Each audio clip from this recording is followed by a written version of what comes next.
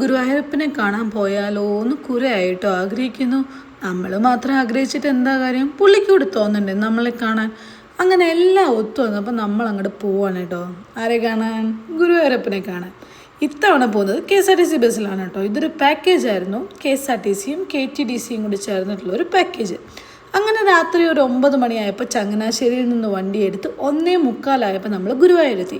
ഗുരുവായൂർ മുനിസിപ്പാലിറ്റിയുടെ കുടുംബശ്രീയുടെ അവിടെയാണ് നമ്മൾ ഫ്രഷ് ആവാൻ പോയത്. അവിടെ ഫ്രഷ് ആകുന്നതിന് 30 രൂപയും ബാഗൊക്കെ സൂക്ഷിക്കുന്നതിന് 10 രൂപയും അവരുടെ വെയിറ്റിംഗ് ഏരിയയിൽ ഇരിക്കുന്നതിന് പെർ അവർ 40 റുപ്പീസും ആയിരുന്നേ.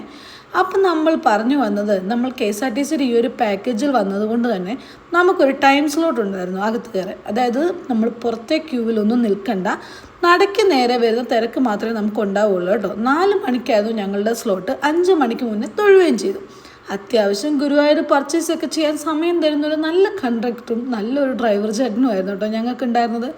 അത്രയേറെ ഓരോരുത്തരുടെയും കാര്യത്തിൽ അവർ നല്ല ക്ഷമയായിരുന്നേ. അവരെ പറ്റി പറയാതെ എങ്ങനെയാണ് ബാക്കി പറയുക? അപ്പോൾ എന്താ പറഞ്ഞത്, അങ്ങനെ നമ്മൾ അവിടെ നേരെ മമ്മിയൂർക്കാണ് പോയത്. അവിടെ തൊഴുതിറങ്ങി വീണ്ടും ഒന്നുകൂടി ഫ്രഷായി ബ്രേക്ക്ഫാസ്റ്റൊക്കെ കഴിച്ചിട്ടായിരുന്നു അടുത്ത യാത്ര. നേരെ പോയത് തൃപ്രയാറ്. പാച്ചക്കുട്ടിന് ഉറക്കമായതുകൊണ്ട് ഞങ്ങൾ തൊഴാനൊന്നും കയറിയില്ല. പക്ഷെ അവൻ എണീറ്റപ്പോൾ ഞങ്ങൾ പോയി മീനൂട്ടൊക്കെ നടത്തി.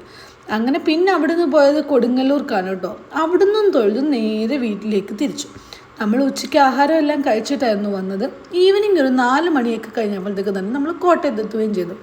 അപ്പം നമ്മൾ KSRTCയിൽ ഇങ്ങനത്തെ കുറേ കാര്യങ്ങളൊക്കെ ഉള്ള കാര്യം എല്ലാവർക്കും അറിയുമെന്നൊന്നും അറിയില്ല. അപ്പം ഇങ്ങനെയും കുറച്ച് പരിപാടികളൊക്കെ ഉണ്ട് കേട്ടോ.